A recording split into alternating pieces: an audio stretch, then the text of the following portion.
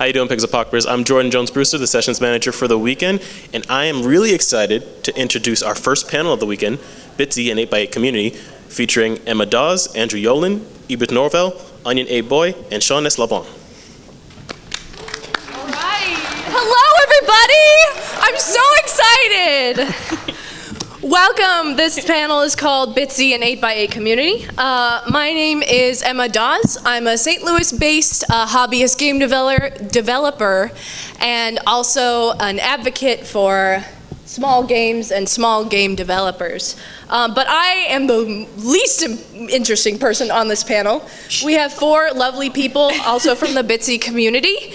And we'll go down the line and everybody introduce yourself, say your name, your pronouns, and then 2 Bitsy things that you've done and 1 non-Bitsy thing that you've done. Okay.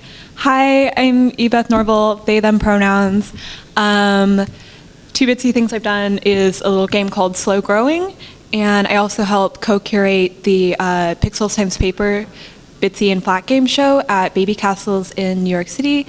And one time I cried about mini pumpkins in the grocery store because they're just really, really small. They're just so small. It's true.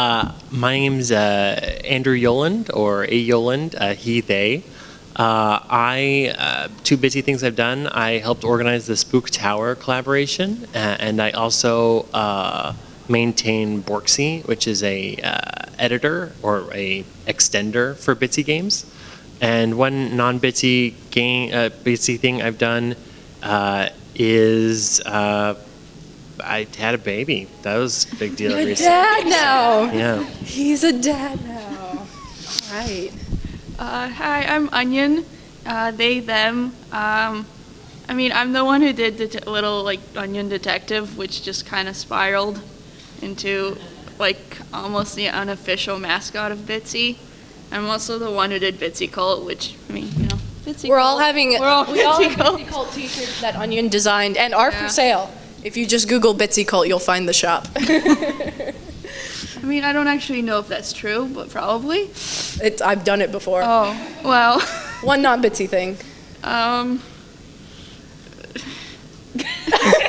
You have a cat who's very cute. I do. I have an adorable cat named Leo who's kind of a coward, but he's adorable and he's a model.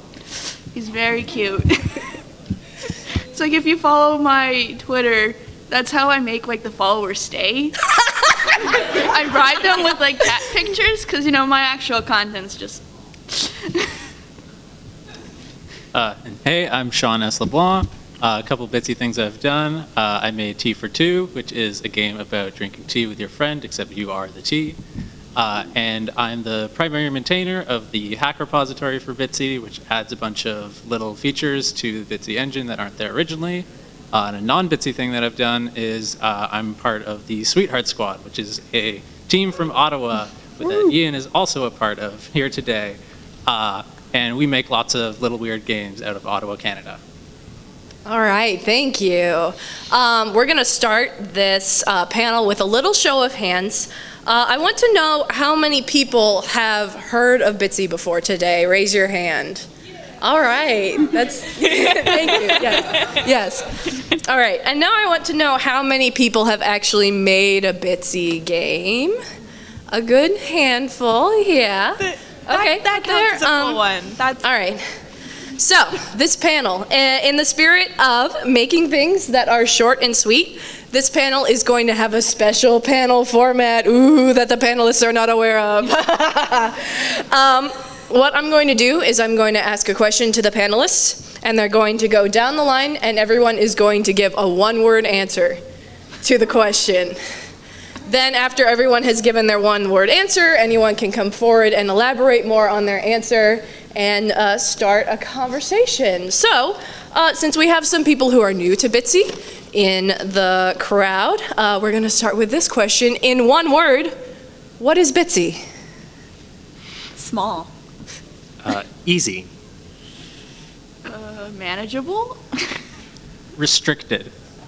All right, if you would care to elaborate on any of those. Yeah, if I could jump in. I think the thing that is most exciting for me about Bitsy is that it is maybe the lowest barrier to entry I've ever found on making games. It seems like it seems like there are a lot of people who have tried making games in the past and just run up against, it's hard. It just takes a lot of work, and there's so many stumbling blocks. And Bitsy is a way that you can reach some sort of finish point so quickly that you feel excited and you're like, oh, I could do this, but more. I could do this, but better. I see all the things I can do all of a sudden. Right, yes. So by definition, Bitsy is a online game making tool where you can make little games in your browser and then play them in your browser. Is there anybody else who wants to elaborate on the word that they said? Well, I think like when I say manageable, it's just like, because like it's kind of like you sort of like you get what you kind of see, I guess, in terms of like all the panel windows with the tools. Kind of like I did not really know how to use variables until Bitsy. I still, as Emma knows, I've been scolded for my terrible use of variables. But like I can understand them in the context of Bitsy, and like that's been like manageable. Like I've also made like a Unity game, and that's been like I mostly just like had a lot of help from a friend with that. So not manageable. I want to elaborate on Sean's word, not my own. Can I do that? Yeah, totally. Okay. Go ahead. So- Do a word steal. It's a new yeah. superpower. So for the restrictive part of it, Adam, who created the engine, part of his problem is he was trying to create a game that was sort of Kentucky Route Zero-like.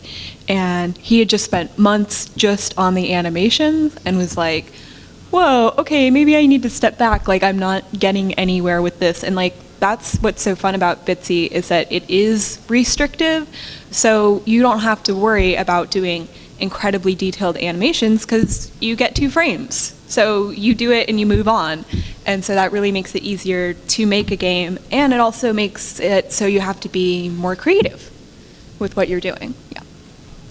I guess I'll build on Ebeth's at that point. Perfect. I love it. Because it's small, because it's 8 by 8 sprites, 16 by 16 rooms, like you get 2 frames of animation only. There's all these restrictions there that make it so that it's so little effort to get something that feels like it's complete, like that you've made a full Bitsy game, and you may have only spent like 15 minutes, but it's small. It's a complete product. You can put it out there and be like, hey, I made a video game. Like this is a thing that I made. Nice, perfect. This next question kind of ties into that. I'm thinking I had an idea more about this being like physical in the Bitsy engine, but you can elaborate more on the wonderful like accessibility and ease of use that you've answered in the first question. The next question is, in one word, what is the best feature about Bitsy? Else go first? Okay, we could start with Sean. Oh, wait, no. Sean knows all the features. I know. Sean knows Bitsy engine back to front because he's the one who hacks it all. Okay, in a word though. Windows? Windows, okay. Export. This is a tough one. Yeah, I'm bringing the heat. Can we be allowed like Moddable? 3 words? Is that What? moddable? Moddable, that's good. I'm like the game code. Window. All right, yeah, I'll accept that. Yeah. I'm not going to kill you all. Unless you all decide to say the same word, then I'm legally allowed to hurt you. No. We're a non-violent community. We are. All right, if anybody wants to elaborate on the word that they chose painstakingly. Yeah, so one of the great things about Bitsy is that because it's a web tool, it's built for the browser, it's all written in JavaScript, and importantly, it's written in like non-compressed JavaScript. It's JavaScript that you can open up, and if you're a developer, you can figure it out like pretty easily just reading it from top to bottom. And because it's written in that way, it's actually relatively easy. If there's something you want to do in Bitsy that Bitsy is too limiting, like you've got a grand vision for a game that is outside of Bitsy's limits, and it needs this one feature that's not there, you can actually just go in and add that feature. Like it's something that is not accessible for everybody because there's still that barrier to entry if you have to know how to program, but it's a much easier barrier to entry than if you wanted to do that same thing in like Pico 8 or in even like Unity or something. If you're fighting against the engine, you're not going to open up the engine source and start rewriting it. And even with those hacks, even if you don't really know what you're doing with it, there's so many hacks compiled by the community, especially that Ao and Sean have made. Yeah. And so you can just go there and go, wow, I'd really like the background behind sprites to be transparent, and then just go and like plug it in from there basically, which makes it really easy to play around with the hacks even if you're not hacking it yourself. Yeah, agreed. Yeah. And I think it's interesting that we, as a community, we don't really have this which is better kind of attitude, where if you're just using vanilla Bitsy with no hacks, or if you're hacking it up like like a JavaScript pro, everything is valid. Like you can modify it however you want to fit your needs, or you can just use the tool as how it was developed by Adam Ledoux, who's the guy who developed it. Thank you, Adam. Yeah, it's nice. Like I don't know code like or anything much to do with it, but I've still like just like using all the Bitsy hacks and whatnot. I've been able to do a lot. It's cool. Right. Onion has no programming background, pretty No. much, but the other three of you have some programming background. No, not Ebeth. Debatable. Debatable. That's valid, because I technically have some sort of CS degree, but I don't feel like I know how to program. Yeah, but no, the thing is, anytime like anyone in the Bitsy community almost who does have some kind of knowledge, they're just like, yeah, that's easy, do this, this, this, and I'm just like, why can't I do it? Why? And then it comes out that everyone does know things. Well, that's the great thing about the community, is that you have people to go to for Yeah. help when you are inexperienced about something. All right, next question. Yes. In one word, how has Bitsy shaped the way you design games? What? I'm going to jump in first. Yeah, if no one else go has Sean, one. go Sean. Focus. Focus. That was going to be my word. I'll go with streamlined. Finished. Made it all? All right, go at it. So yeah, like the Bitsy games are small, Bitsy games are restricted. You can, if you want, like make a 50-hour Bitsy game. I don't know that I'd want to play it, but you could probably do that. The best Bitsy games that I've played are all things that I'm playing for a few seconds to a few minutes, like 15 minutes, maybe 20. And they're expressing like one or two ideas, and they're doing it really, really well. I've made games in the past that like I've spent like a year working on a game, months working on a game, and I may have enjoyed the result at the end. I'm not going to go back and be like, oh, I hated those games. But working on Bitsy games, I feel like I can get as much creatively done and like focused on a single point that I want to communicate in like a day or two. Yeah. I just meant, I mean, it may sound silly, but I think it's so easy, especially as a hobbyist, to get mired down in like, many half-done projects that maybe you're stuck on something, maybe it's not where you want it to be, you're not happy with it. And having those limitations, having most of it taken care of from the start, makes it so much easier to set realistic milestones. And then just be like, it's done, it's good enough, put it out there, let people think of it. Maybe it's not perfect. I like it. You can't have feature creep if you have like 5 features. This is true. No, because I mean, I think it's just it's easy to create because already like you kind of like you get a room, you already like you have an avatar, you can make some sprites. It's just like all just right there. You don't have to like imagine the framework. It's just like the concrete results there. Like even if you just open the editor and you click play, already you have like a small game where you can just talk to like the cat sprite. It's just it's there. It's physical. Emma, Can you talk a bit about what's going on the screen? Okay, so the thing that's behind me right here is a program called World of Bitsy that was made by a Bristol-based developer who is also a Bitsy developer named Candle. Basically what it does is a lot of the Bitsy games that are made by the community are hosted on itch.io. And so Candle made a program that kind of like slurps all the tile data from each of the Bitsy games. I think they maintain a database, right? That's the technical. And then they made this contraption which just displays all of the tiles in all of the Bitsy games in the database as kind of like a winding pattern. So as you can see here, over here, no, restart. I restarted it. No, the clicker. Oh my gosh. If you've played some of the stuff at the Bitsy Zone that is in the expo hall, you might recognize some of these tiles and sprites. I think what's going on now is the Mystery Dungeon one, which is one of the games you can play at the Bitsy Zone. Oh yeah. And it's fun to like watch it as like a screensaver kind of thing and like try and recognize what Bitsy games you know if you're like more fluent with some Bitsy games that you've played. But it's also a very pretty art piece, which I think Candle is very good at. You can find that it runs in a browser, and you can find it at Candle's website, which is candle.itch.io.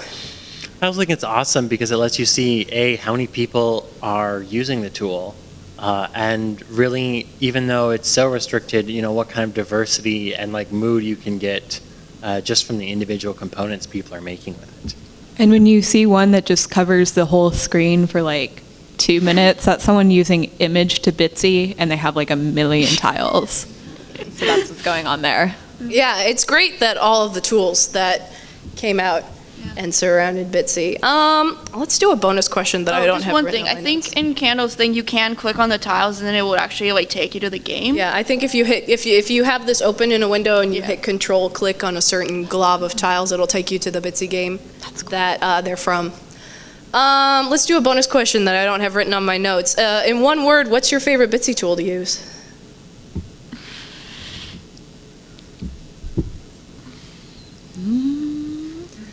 Really? Yeah. I use so many. You gotta have a favorite though. Hacks or in engine? I was thinking other than hacks, like something like AO's Borksy or possibly Image to Bitsy, which takes I thought a you meant photo like, and like the breaks it. sprite editor or something. I was like, No, I was talking about tools that the community has made to facilitate the making of Bitsy games. yeah, image to Bitsy. Image to Bitsy. Borksy. Borksy! I'm glad someone else said it. I don't know if it's still working, but Overworld Witchery, it was really, really nice. Yeah. No, but like Image to Bitsy was just like mind blowing because you didn't have to like if you made a complex thing you can just import it into Bitsy and have the tiles there. But then Borksy, I remember when I had a specific just notebook text file just where I like put out all the the hacks so I can paste them in every single time I had to figure out how the game would actually run. And now Borksy came and it saved my life. Yeah, and to explain just kind of what we're talking about, it's a very, Ebeth used the word yesterday, it's a very decentralized community, and there are lots of people now who are creating tools to do different X thing to help you create your Bitsy game. It's all kind of organized through the Discord, but basically someone's like, well, I wish I could do this. And then if they know how to make a tool to help you do that, many people have made lots of different kind of Swiss Army attachments to Bitsy. It's incredible. The first one that popped into my mind is Sarah Gould's Paletsy, which randomly generates 3 color palettes because Bitsy usually only has a Bitsy game usually only has 3 colors, and so it generates 3 color palettes for you to use in your Bitsy games, and it's very, very cute. The UI is so cute. All right, I guess the next question, and in one word, how has Bitsy shaped the way you view the games industry as a whole?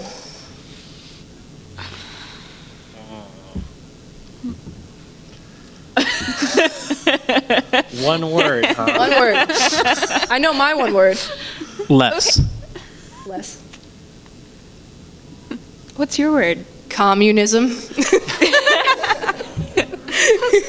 Okay, I was thinking capitalism is bad, but you narrowed it down to just one word there. I guess hostile? Hostile. We need a word from Anino. I was like down with the gamers. Oppress them all. All right, would you like to elaborate on that, Onion? I'll go.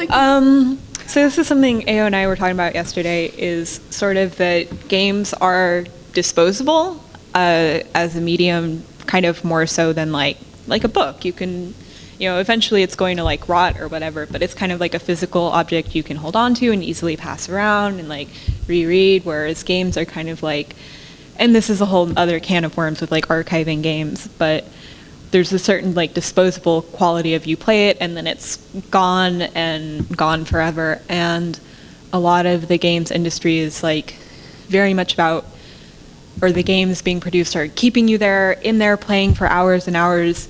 And the Bitsy community is sort of weird because no one's doing anything for money, and they're like 2-minute long games, and it's just sort of weird. Yeah. But it's nice.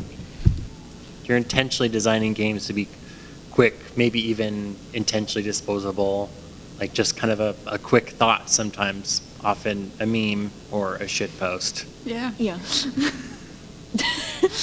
It's also... None of the people on the panel are guilty of that, right?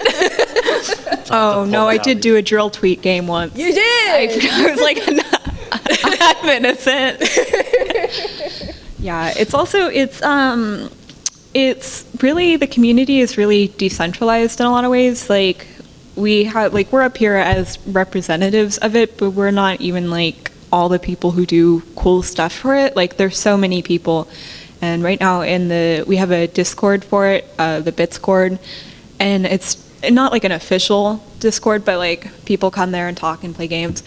But like Adam created it, but it's still like there's no like one person in a position of power. So it's very like all community focused and community like oriented, and like that's who's organizing stuff. It's like it's not, and I think that just creates like a lack of like weird power dynamics that show up in a lot of other places in the games industry. And I mean, like, it's not like we're perfect and nothing can ever go wrong, but it's just it's interesting how easy modding the community has been for the Discord, because there's just been less like I don't know, like people going at each other's throats about things, or like It's weird really, monetary it's issues. really not a competition. Yeah. None of us are doing this for monetary gain, and Yeah. so We're losing and money. we just all enjoy playing other people's games. Yeah.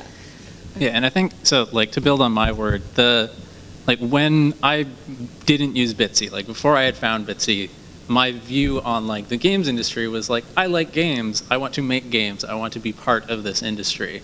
And over time, like discovering Bitsy, getting involved in the community, I noticed that like my attitude towards like games as an industry started to shift. And it wasn't that I cared about making games for the sake of being in the games industry. It was that I wanted to make games because I know these other cool people and they make cool games and I'm friends with them. I want to make games like with my friends for my friends and just to have fun, and have kind of stopped like pushing towards the industry as like a potential career goal. Like I still have a career, I still need to make money as a day job, but when I'm making games for like personal reasons, I'm not trying to get it out there, like get it noticed. I'm just making my game and sharing it with my friends.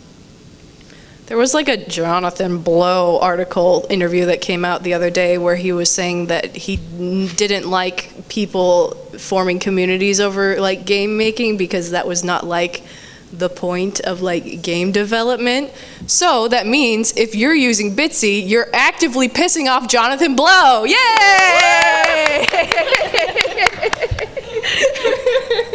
Yeah, I do think, I think it should be said that like part of Bitsy's success and like strange wonderfulness is the community that is formed around it, which is very different than any other games community I've ever been in. It's very welcoming. It's aggressively nice. It's very queer. It just doesn't feel like any other group of, quote unquote gamers that I've ever kind of thrown in with before. It's less self-promoting in a lot of ways, and that's what I've noticed when I was in more games communities that were about making games that you're selling. In other hobbyist communities, it's like a lot more chill and getting to know each other, but like it's less like people coming into the Discord and going like, go play my game, and it's more like, hey, I made this if you want to play it. I played this and I like those, and then like I don't know how to describe it. It feels like people want to get to know you in the community and not just like they're using you for advertising. And with all the tools and hacks, I feel like we're really helping each other, Yeah. like building each other up. Well, no, because like so many games are different. Because like now I'm very tired, but like before, like mostly like last year, I tried to play every single Bitsy game I came across and like rate and comment on them. And like there's just so many like really good ones.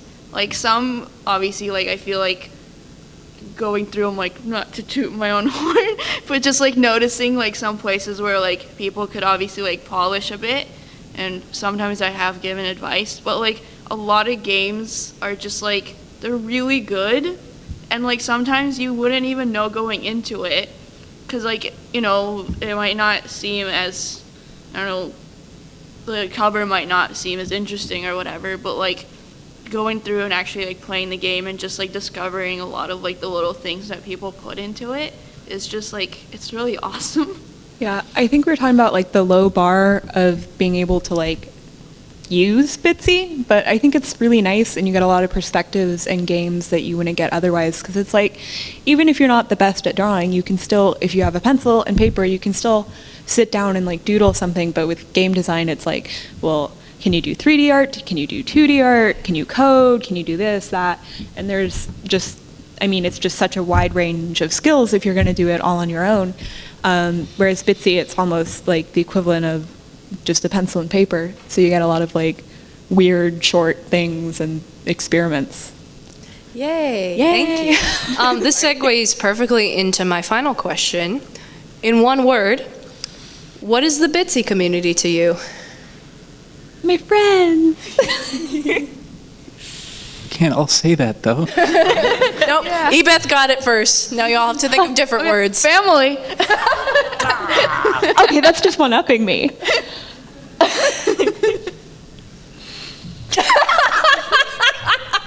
Nice. I should have gone quicker. Welcoming. Another synonym. It's perfect.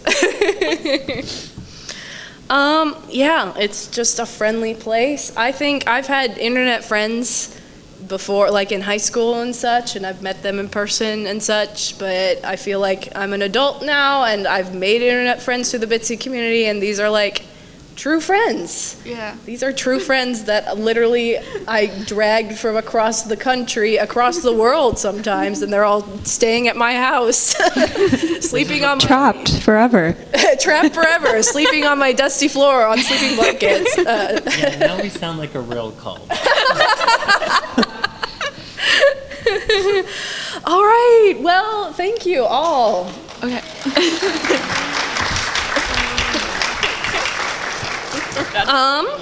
At this point in time, we would like to open up to audience questions.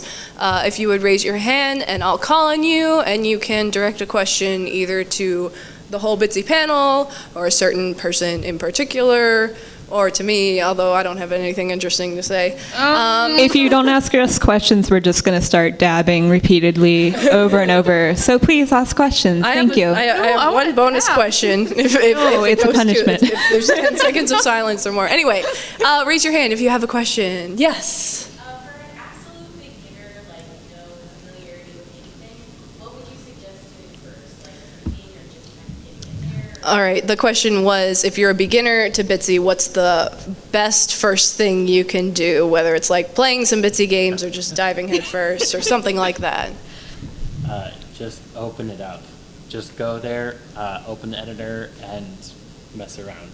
Well, Yeah. I feel like you could just like there's even like a tutorial linked in it, and just like if you just like read through it, because like I know like when I first opened it and tried to play around, like I had to go to the tutorial just to like know what all the features were. But afterwards, like it is just you understand what the features are, you know the possibilities, you just go ham. Yeah. I'd play with it for like 5 minutes and then go read the tutorial because Yeah. you'll kind of get like a feel for it, and then you'll go, but wait, what am I really doing? And then you'll read the tutorial and go, oh, Yeah. okay, and then you can go back to it. Yeah. Yeah, and Onion mentioned this earlier, but when you open it up, it actually has a like full game from start to finish that you can play. It's an incredibly simple game. You just talk to a cat, but there is nothing you can do from the point of opening up Bitsy, which would be wrong. Like you can open up Bitsy and just you're already there. All right, thank you for your question. Are there any other questions? In the red shirt right there?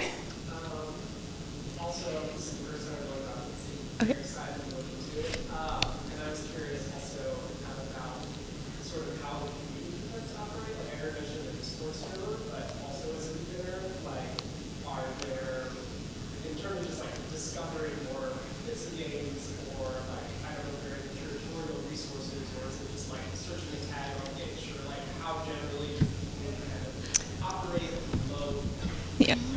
All right. So the question was, how does the Bitsy community? It's for the recording. Oh. It's for the recording because I have the microphone. Anyway,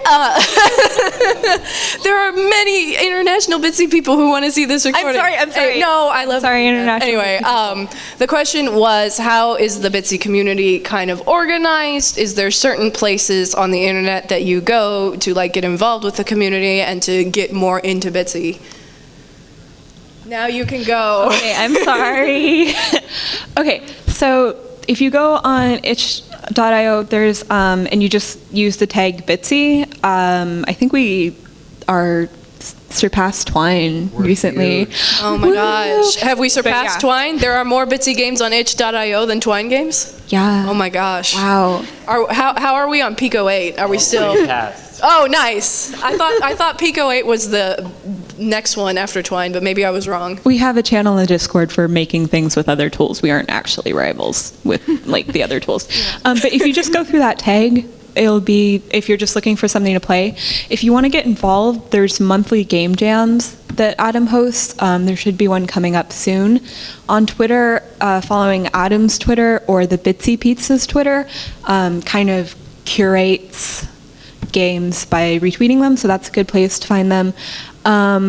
There should be, either in the next update or now, Adam told me he's going to link it, a link to the Discord in Bitsy itself, like in the intro.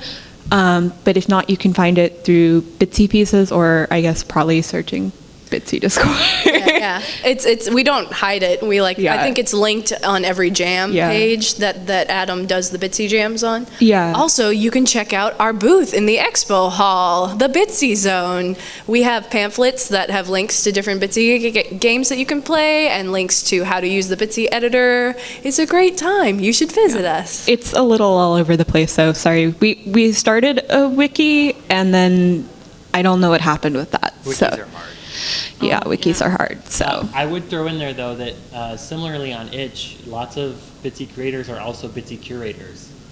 So if you're just hesitant to just jump into a tag and see whatever is at the top of it, if you go to creators of games that you think you like, either look at more of their games or see if they have lists of games that they've saved, because lots of creators have those. Yeah, we all have our favorite Bitsy games. I don't think anybody has like one single favorite Bitsy game. I definitely don't. Becky's but- Apple. Becky's Apple. Becky's Apple Game of the Year 2018. You can play it at the Bitsy Zone. Yeah, thank you very much for your question. Are there any other questions? Yes. We'll dab at the end. I'll dab at the end. We're still trying to convince Ao Yeah, to dab. I'm gonna dab too. Ao has a kid. He's not legally allowed to dab anymore. I don't know. I don't think that's how it works. I went to law school, so it was an online course over 4 days, but it told me you cannot legally dab after you have a kid. Sorry. No, you are fine. Thank you for your question. Are there any other questions? Please. Oh, yeah. What happened? Hi. I was wondering if there is a hyper future of gamers. What do you think the future of Bitsy would be? Gotcha. Okay. The question was, what do you think the future of Bitsy games is? What are your future Bitsy predictions? We just had a Wired article written about us. Ooh. So hopefully more people coming in. The fact that Adam does the jams monthly kind of helps keep it alive, but hopefully in the future, more people coming in, making games. Yeah, I don't know. Same as, but maybe more people? Plugins? Yeah, I think our hope is that it will soon be easier for newcomers and people with little to no experience to make more complicated or mechanically interesting games. Like right now, Bitsy's a little straightforward, and then you have to kind of fiddle with it to put in extra functionality, and we're hoping to make that more of a straight line. Yeah, I think it's very easy to imagine that question for any other engine as better graphics, better more features, and in Bitsy it really comes down to making it more accessible, making it a larger, even better community as opposed to the standard technological things you would first think of. Yeah. 10 Onion Detective sequels. Oh yeah, more Onion Detective sequels, please. I need to know if Onion and Pear ever get together. I mean, well, they did in the secret almost in the secret ending. I didn't get Almost. Almost. There were so many endings in Onion Detective 2. I did not get them all. I'll have to go play it Yeah, that one's again. a tough one to get. It's also good. I think it's also good to keep in mind that Adam Ledoux, the guy who created Bitsy, is one guy maintaining this whole. I mean, it's a tiny engine, but it's still one guy maintaining an engine. Yeah. And so we don't want to hurt poor Adam. We don't want him to Yeah. we don't want him to die because of that. Yeah. Updates come whenever he's ready. Yeah, yeah. And we're all happy. Where I think the future is just, making more games and being patient. And yeah, thank you very much for your question. Are there any other questions? Yes. Now that most of the community that started Bitsy now have moved towards more complex engines thanks to a little more complicated. Yeah, the question was if we know of any Bitsy developers that started out as Bitsy and then from that have moved to more advanced engines. A little bit. Yeah, Well, Onion made a Unity game after doing several Bitsy games. Because Onion, you went to school for 3D modeling, right? Yeah. So you have the skills. I know nothing about 3D modeling. Yeah, it's that's the one thing I know. The one thing that comes to mind is Candle, the same person who did this backdrop that we have, made an engine themselves called Flixie, which is it's like a combination of some Bitsy features with another small game dev tool called Flick Game. And it's really cool. I've made some Flixie games and it's super, super fun to use. And it's a very different experience than Bitsy, but still I feel like it's very accessible. And yeah. Probably also good to mention Freya's work. Oh my God, Freya. Freya has been pushing the boundaries of Bitsy like no one else has. Freya Campbell, she is another Bristol-based Bitsy developer. She's been doing things with combining Bitsy with Twine so that they interact with each other and create these beautiful experiences. She has a trilogy of games that are created like this called the Tower series, and they're so beautiful, so gorgeous. Amazing, so much work. I was crying. I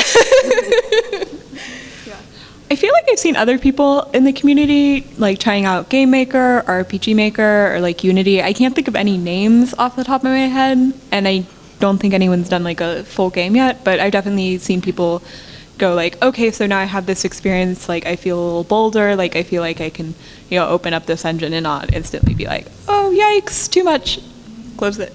Yeah, and I think I haven't seen many people who have made that transition, but I've seen a ton of people who have done that opposite of having started using Unity and immediately been turned off by how complicated it was, and then felt like because of that they couldn't make games, and then later on discovered Bitsy and were like, oh no, I actually can do this. This is something that I can start off smaller.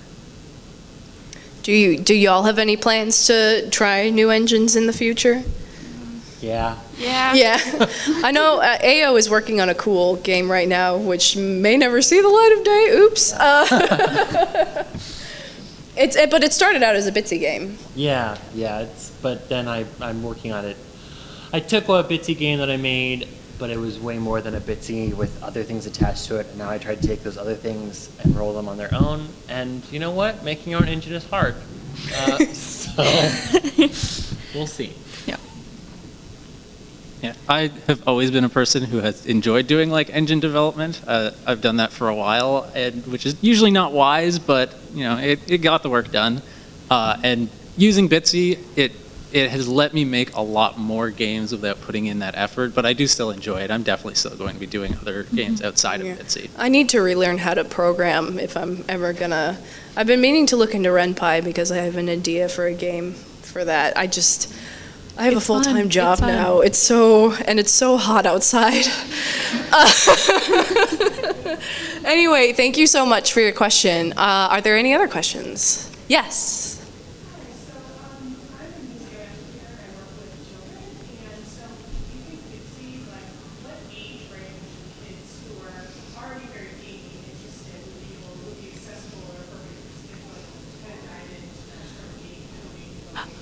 Okay, yeah, the question was, what age range do you think Bitsy would help, more focused towards someone who's an educator trying to get kids interested in game design? Well, haven't there been like games by like 5-year-olds that we played, or at least like young kids? Adam Saltzman of Finjico, his 2 kids make games with him and like have made some on their own, and I know one of the kids is like 6.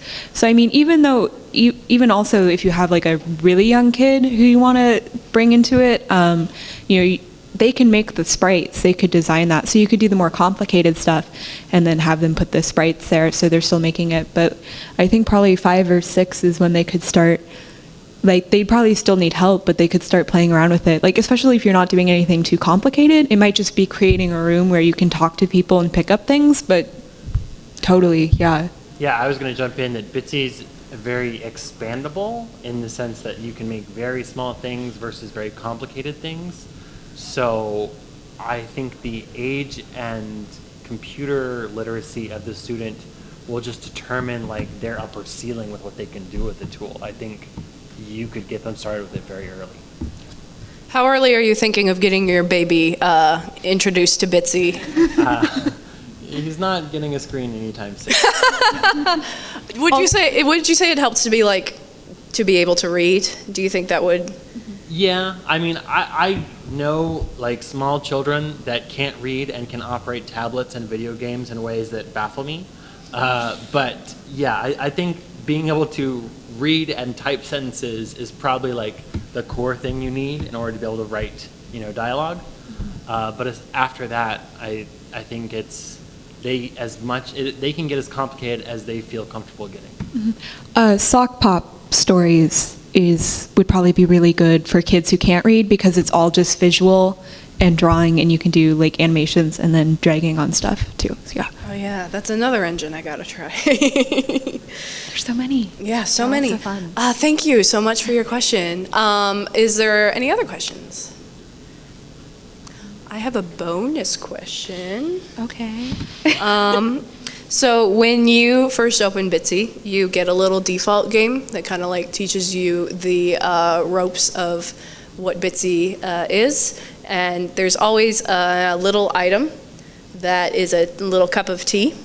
In one word, what is the flavor of the tea in the Bitsy cup of tea? Green tea? Peach? Just like black tea?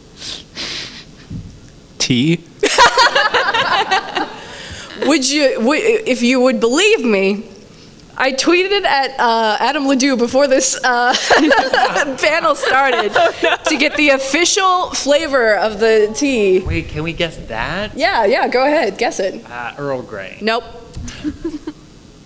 I'm sticking with green tea. I mean, my guess is correct. It is tea. Well, it is tea, yes. That's the genre, not the, Yeah. or that's the, I don't know what I'm saying, sorry. I guess technically all tea is tea flavored. What do you say? He said it has to be his favorite genmaicha. Genmaicha? Is that how you pronounce that? Genmaicha.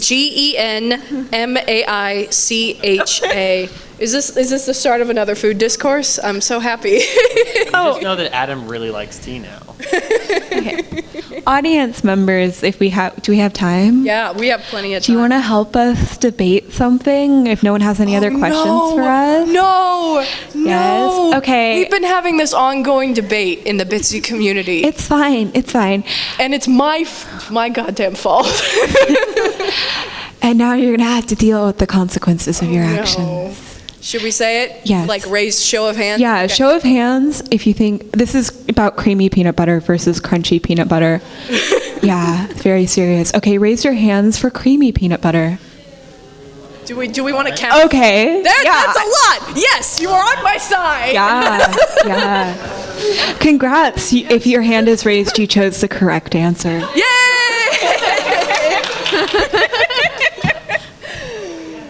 just for consolidation, who raises their hand that crunchy peanut butter is the best? Okay, I'm sorry, you all are wrong, but all right. Are there any other questions?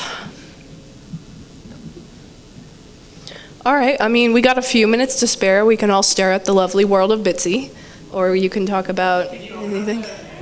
The editor? Oh yeah, we can look at it. Would we be able to pull up? Emma, What? we have another question. It might be. Oh, we have a question. Do we have a question? Yes. Okay, sorry. What's your question? That's fine. Oh. Recently. Yeah. What have I played recently? It's been so hot. Don't dwell on it. Okay, this isn't quite recent, but this was also one made by Adam Saltzman, and it's called Crop Circles, and you're just an alien, and the field is corn, and the corn is items, so it just disappears when you pick it up. So basically, the point of the game is you just run around and like make crop circles, which is like super delightful, and people like post in the comments like the patterns they made, so that's really fun. I also like M's Becky's Apple because Becky's Apple, available to play at the Bitsy Zone in the Expo Hall. emotionally messed me up the first time I played it. Oh my god, yeah. It still messes me up. Yeah, definitely Onion Detective 1 and 2 are really fun, made by Onion, of course. I just keep thinking about Big Snail Doesn't Solve a Murder. Big Snail Doesn't Solve a Murder, which is another game by Onion. It's really good. That one. What's the name of the guy who did that temple, who's making that temple game? He also made a game for the Tooth Jam about a bunny named Toothy. And I really like it. It was like the Fuzzy Adventures of Toothy, and that's one that pops to mind that I really like. Because it's about a bunny named Toothy, and it has really great art. Warning though, if you're going to play any of the games from the Teeth Game Jam, there's a lot of horrible, like it's good, but like It's very body horror-esque. body horror warning for the entire thing. All right, what time is it? Thank you. Oh, What? Oh yeah, if you want to talk more about your favorite Bitsy games that you have played as of late. I'm going to feel bad Right. because I hogged all No, the it's time. fine. What's the Curse of the Witch? You know, the giant island game. Realm of the Dread Sorceress. Right. And I agree. I really like Yeah. that one. Plus, it's made with vanilla Bitsy, which is hard to make like big adventure games. Is it bad that I still have not played Realm of the Dread Sorcerers? It's a very good game. Yeah, you should. I'm sorry. All right. No, all games are more good. game talk. All games are good. All games are good. That's a good. The real thing answer to for end if you on. want to, like, what Bitsy games should I play? It's The first one you find. Yeah, find a Bitsy game. It's probably good. You can also, like, with the tag search on itch.io, like, do, like, a genre. So, like, slice of life, sim, you know, like, horror. Like, there's something in every genre. So that'll probably help. All right. I want to thank our lovely panelists for helping me do this thing and from flying in from all over the world to do this. I would also like to thank Candle again for this wonderful World of Bitsy that we used as a backdrop. And I'd love to thank PixelPop for letting us have this opportunity. It's kind of been my secret dream to host a panel for like a very long time. So I just want to thank PixelPop. Thank you all for attending. Thank you for having such lovely questions. And come see our expo, our games in the expo hall at the Bitsy Zone. We have a lot to share with you. All right, thank you.